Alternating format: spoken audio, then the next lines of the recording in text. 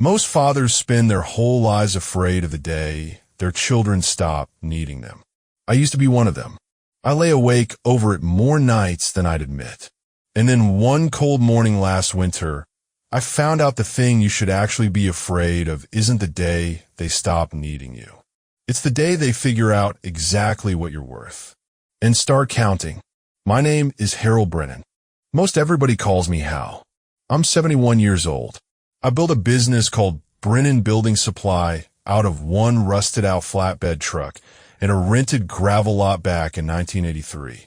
41 years, I sold lumber and nails and drywall and roofing to every contractor and every young couple with a dream and a busted budget in this corner of Minnesota. I poured the foundation of that yard with my own two hands. I know what it costs to build something that lasts, and I know the difference between a thing that's load-bearing and a thing that just looks pretty from the road. Turns out I knew that about buildings a lot better than I knew it about my own son. 14 months ago, I buried my wife. Ruth and I were married for 44 years. She was the softer half of everything I ever did.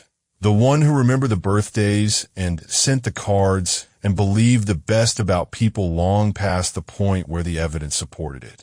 When the cancer took her, it took the part of me that believed the best, too.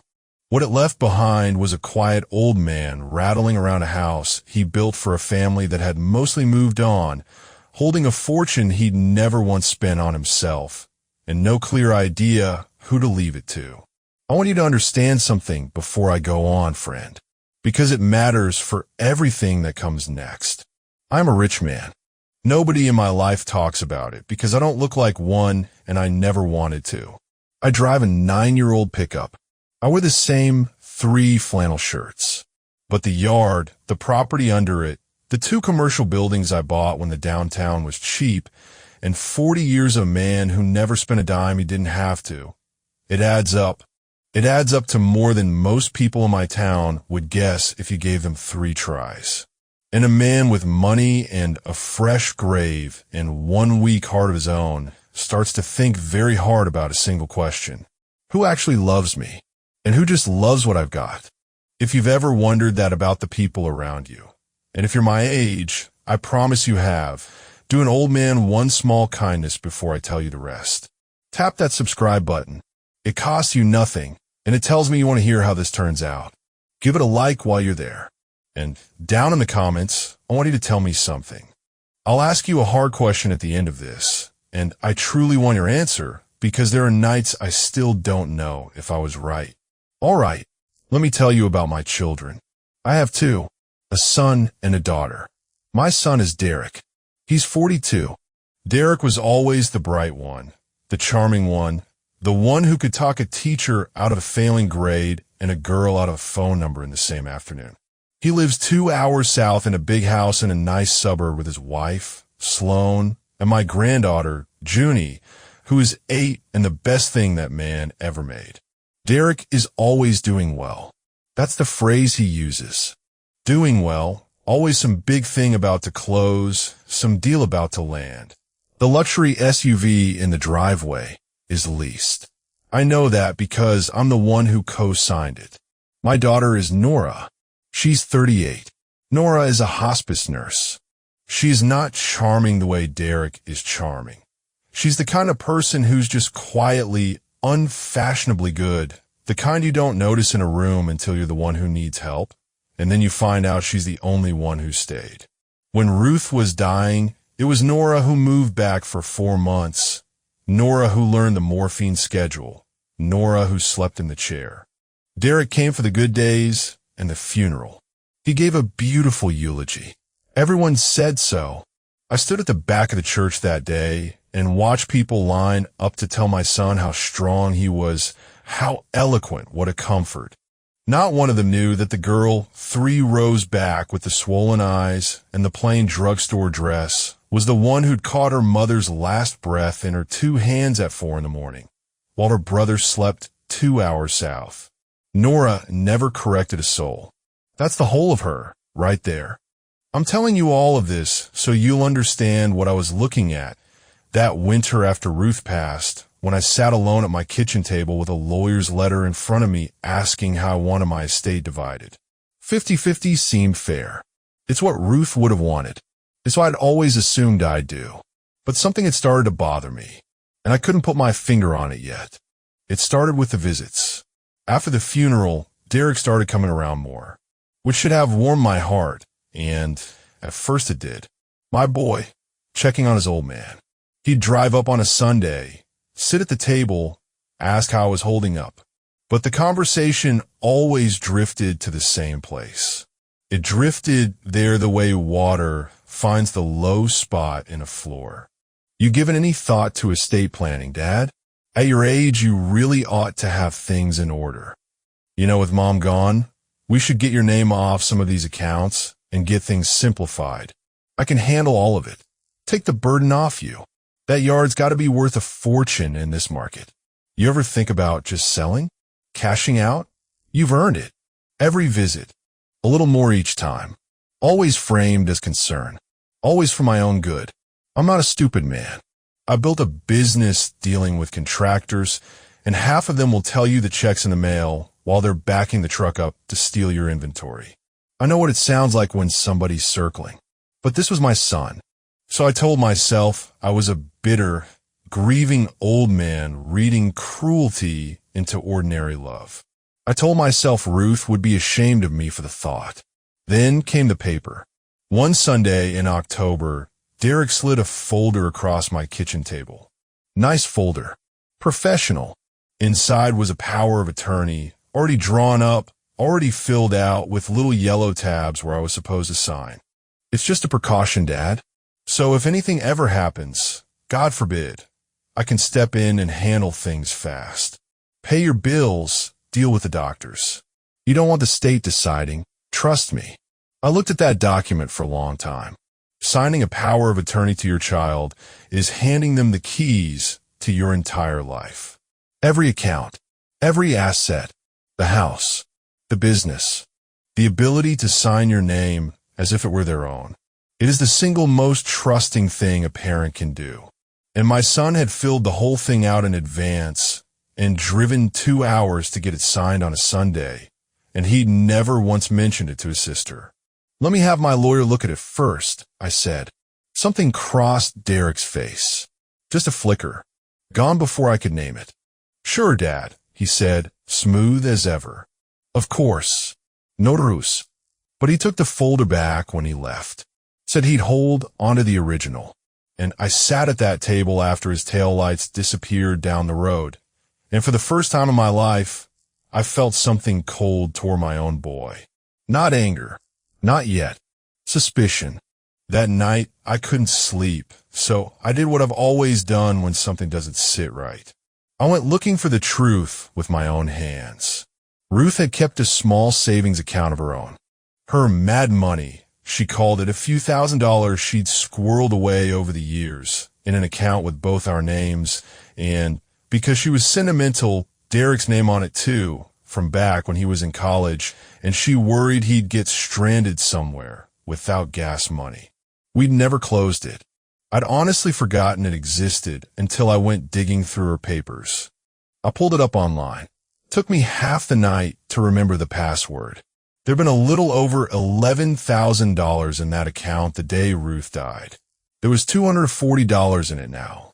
Withdrawals. Steady ones. Starting 3 weeks after the funeral. Small enough that nobody watching casually would notice. Transfers to an account I didn't recognize. My son had been draining his dead mother's savings account since before the flowers on her grave had wilted. I sat in the blue light of that computer screen at 3 in the morning, an old man in a cold house, and I felt the floor of my life tilt a few degrees under me. Because I understood, all at once, that the circling wasn't in my imagination. It had already started. It had started while I was still too broken with grief to look. And I understood something else, too. Something that steadied me even as it broke my heart. Confront him? I couldn't. Not yet. If I stormed down there waving bank statements, he'd have an answer. He always has an answer. He'd say Ruth told him to use it. He'd say he was covering her final expenses. He'd cry, maybe, and I'd want so badly to believe him that I might just let myself. And I would never, ever know the truth of what my son actually was. I didn't need a confrontation. I needed a test. Now, I want to stop here because I know how this sounds. What kind of father tests his own child? What kind of bitter old man sets a trap for his own flesh and blood? I asked myself that too. I asked myself that for a week straight. But here's what I kept coming back to. I had 2 children and a lifetime of work to leave behind. One of those children had spent 4 months sleeping in a chair to hold her mother's hand at the end. The other had spent those same 4 months building beautiful eulogies and, apparently, a plan. I owed it to Ruth, and I owed it to myself. And God help me, I owed it to Junie to know the truth before I signed my name to how it all got divided. So I decided to tell my son a lie. I decided to tell him I was broke. The Sunday I picked, Derek came up like always, sat at the table like always, steered us toward money like always. And this time I let him get there. Then I put my coffee down and I put my face in my hands and I told him the story I'd spent all week building. I told him I'd made some terrible investments after Ruth died, that I'd been in a fog, that a man had called with a sure thing, that I'd been a fool. I told him the yard was mortgaged to the rafters and I hadn't told anyone. I told him the commercial buildings were already gone, sold to cover the losses. I told him I was likely going to lose the house within the year. I told him I had maybe $40,000 left to my name and no idea how I was going to take care of myself. I told my son I was broke, ruined, and frightened. And then I did the hardest thing I have ever done. I looked up at his face and I asked my boy for help. I don't know what I'm going to do, son, I said. I might need to come stay with you and Sloan for a while, just till I get back on my feet. Sit with me in that moment, friend. I have played it back 10,000 times since. I watched my son's face while I told him his father was destitute and afraid and needed him. And I watched the love drain out of it like water out of a cracked basin. It wasn't dramatic.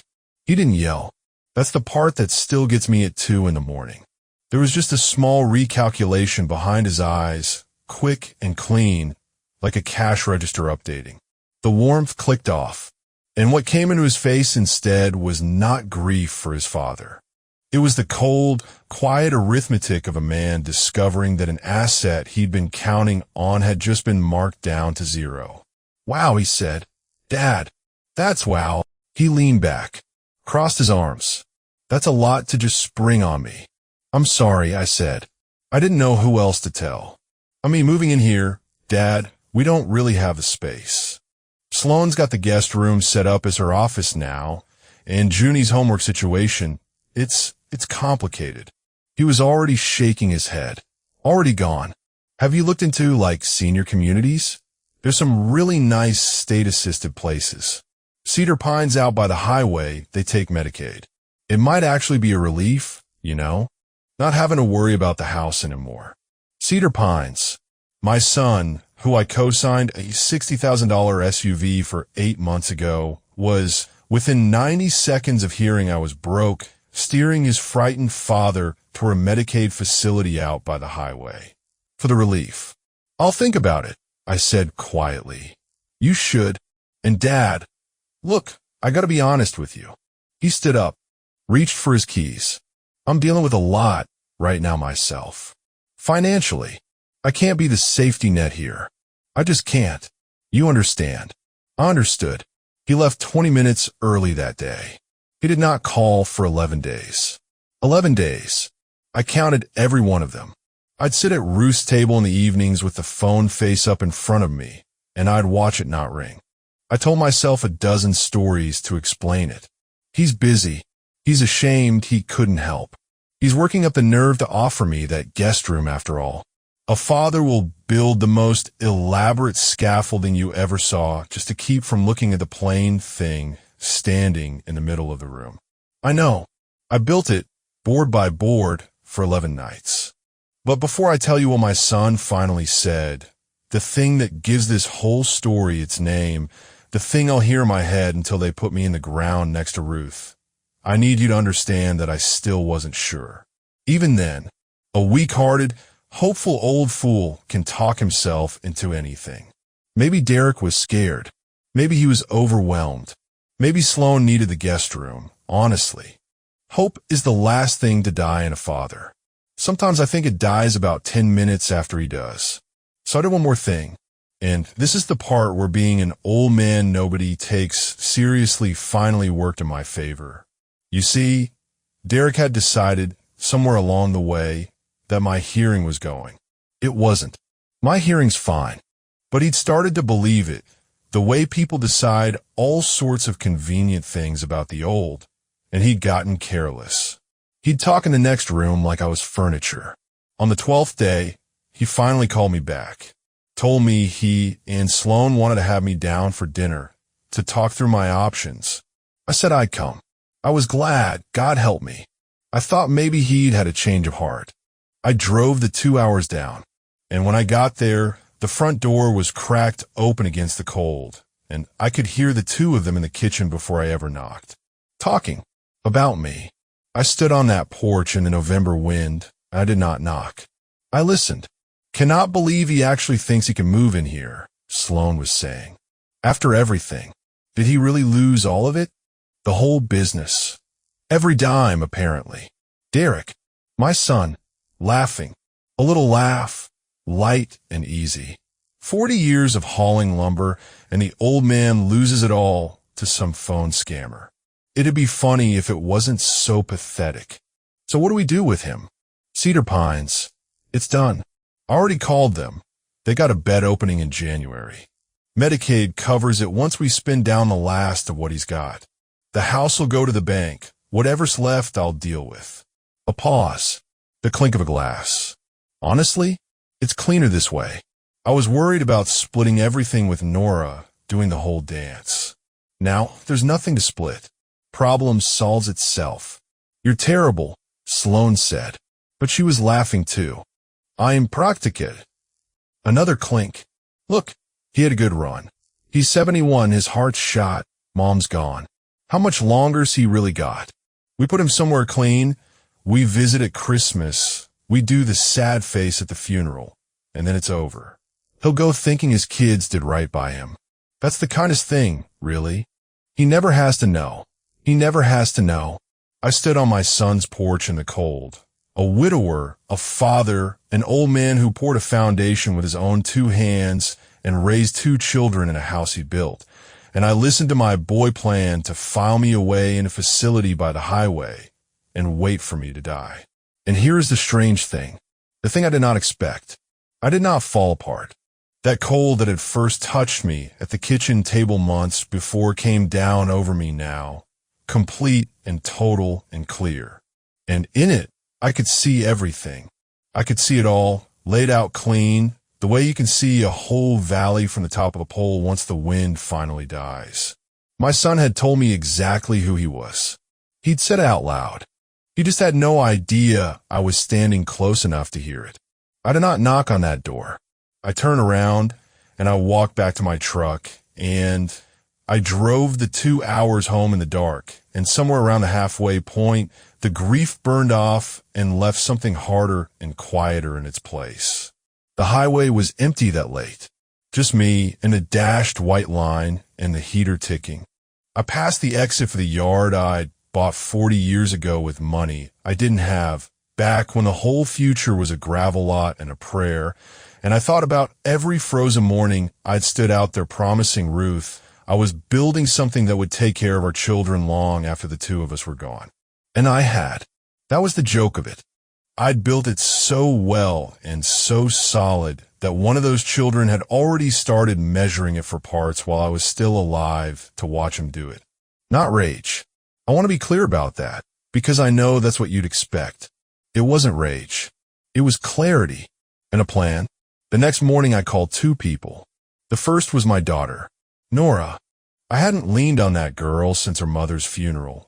She'd given so much already, and Derek had spent the last year subtly freezing her out of everything, managing me, positioning himself as the good child while she was too emotional or too far away. I let it happen. That's on me. But I called her that morning and I asked her one question. I didn't tell her I was rich. I didn't tell her about the test. I told her the same lie I'd told her brother. I told her I was broke, scared, and might lose the house. There was about 2 seconds of silence on the line. Then my daughter said, Okay, Dad, don't panic. I'm going to figure this out.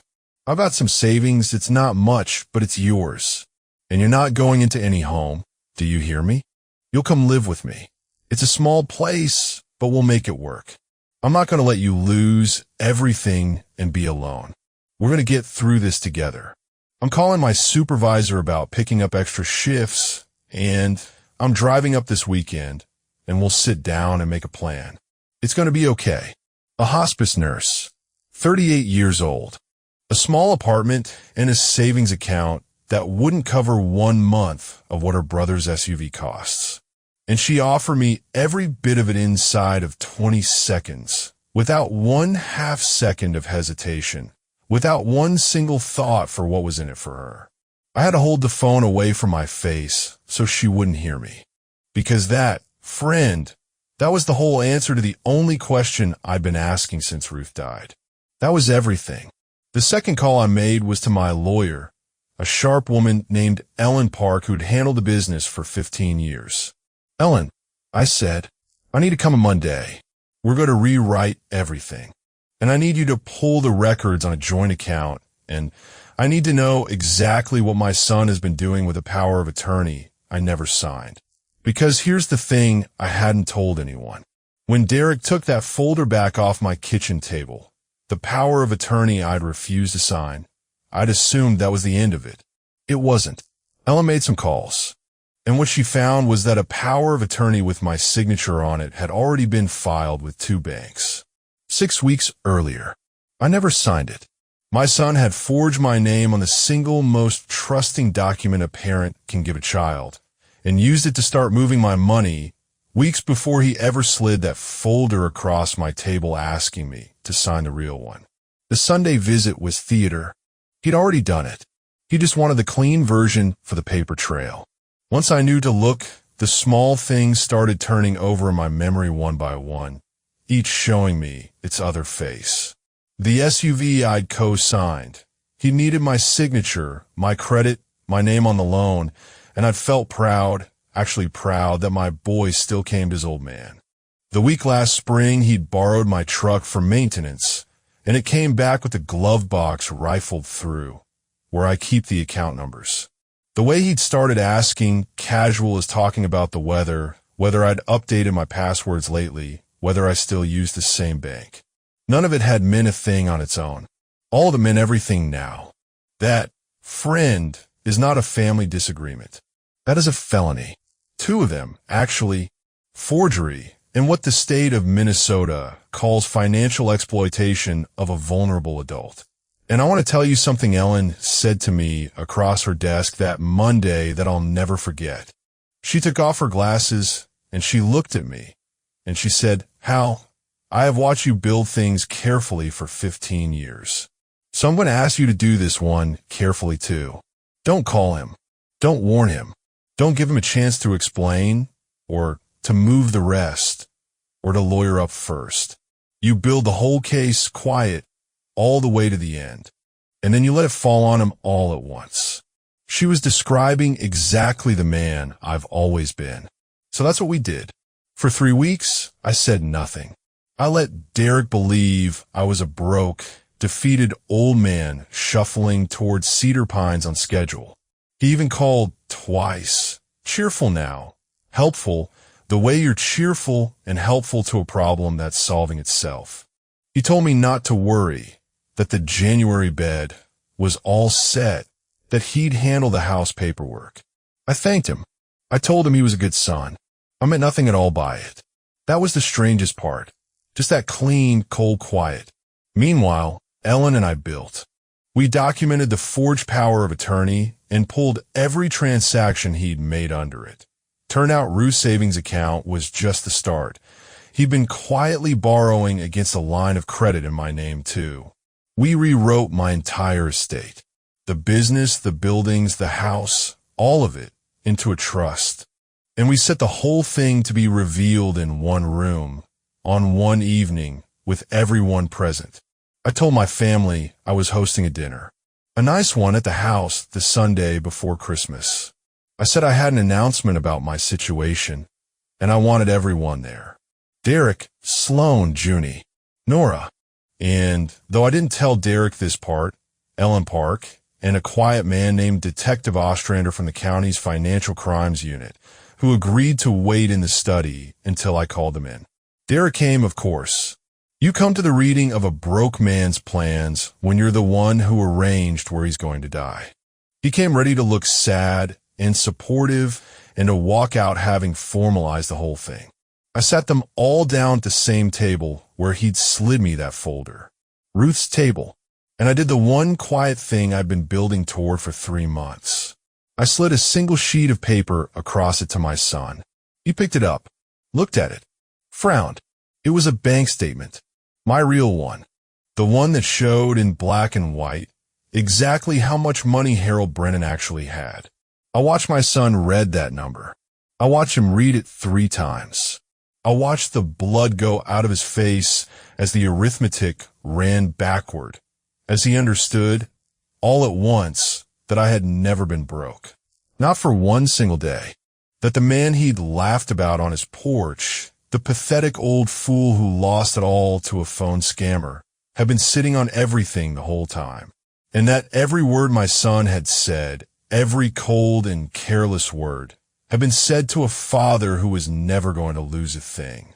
"Dad," he said. His voice had gone strange. "Dad, what is this?"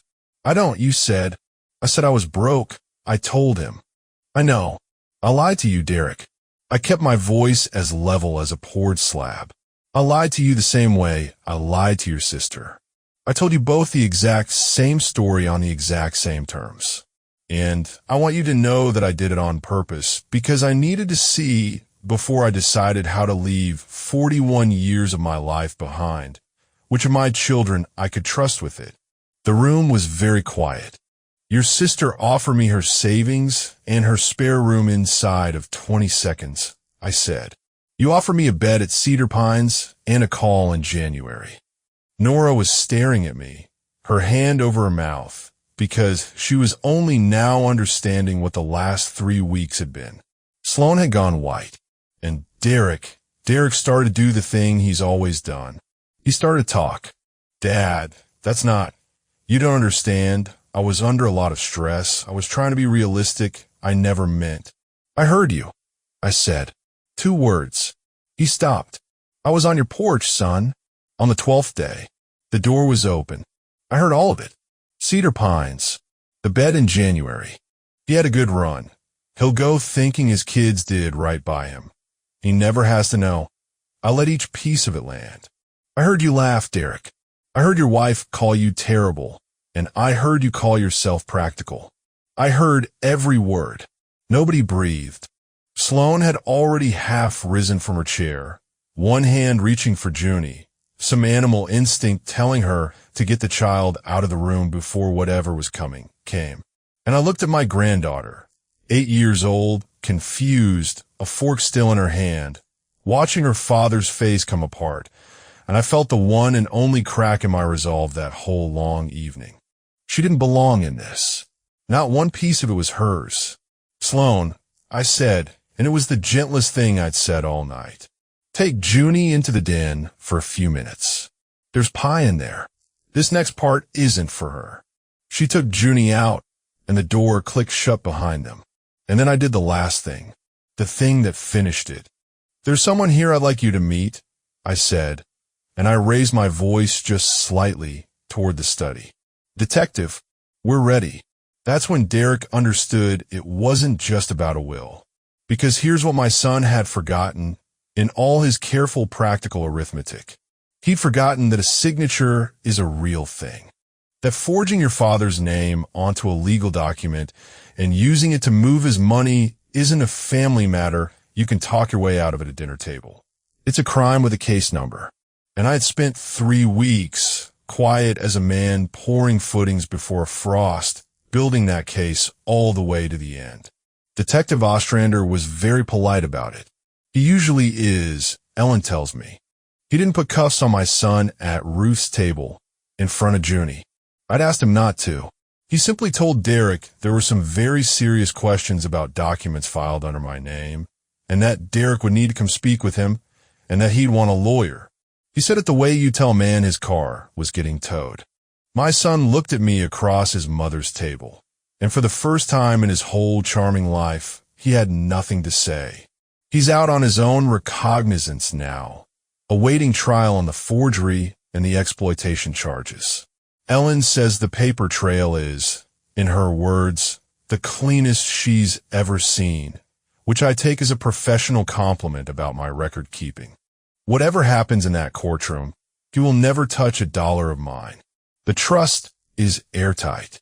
The house, the yard, the buildings, all of it goes to Nora and, in time, to Junie, because that little girl is innocent in all of this, and I will not let the sins of her father cost her a grandfather. Nora fought me on it, by the way. She cried and said she didn't want the money. She just wanted her dad. She wished I'd never tested anybody. That's how I know I got it right. The one who never wanted it is exactly the one who should have it. That was always the whole point. I still talk to Junie every Sunday. I'm teaching her to build a birdhouse over video, one board at a time. I don't talk to my son. Some nights it sits on my chest like a foundation stone, the fact that I raised a man who could say those words about the father who built him everything. I go back and forth. I wonder if I made him that way. I wonder if the money poisoned him, if I should have handed him more struggle and less comfort. A father wonders these things until the day he dies, and then some.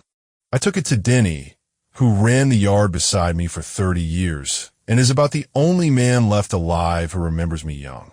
Denny didn't try to comfort me. He just poured 2 coffees and let me sit a while, and then he said, "Hal, you didn't set a trap for that boy. You opened a door, and you let him walk through it whichever way he chose." He chose. I've held on to that one. Most nights it's enough. Some nights it isn't. That's just the freight you carry. But then I remember the sound of my daughter's voice on that phone.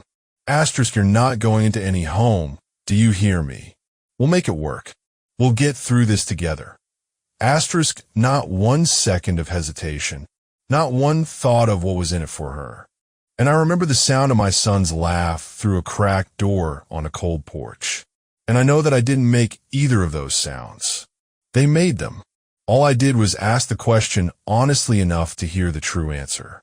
I spent 41 years in the building trade, friend. And if that were taught me one thing, it's this: you can put granite countertops and a fresh coat of paint on anything. You can make the ugliest, hollowest structure in the world look like a palace from the road. But the foundation is the only part that actually holds weight. And you never really know what a man is built on until the day the money stops and you find out whether he's still standing next to you or already measuring the room for what he can carry out. My son was beautiful from the road. There was nothing underneath. My daughter never looked like much, but she's bedrock all the way down. I only had to stop paying for the paint to find out. Now here's my question for you, and I mean it because I go back and forth on it still. Was I wrong, test them? Was it a cruel thing to lie to my own children about being broke? Or was it the only way an old man could ever know the truth? Tell me down in the comments. Tell me what you'd have done in my boots, because I promise you I don't sleep as easy on this one as you might think. If this story meant something to you, do an old man that kindness. Hit subscribe, leave a like, and I'll see you next Sunday. Take care of the people who'd stay when the money's gone. They're worth more than everything I built. I'll see you next time.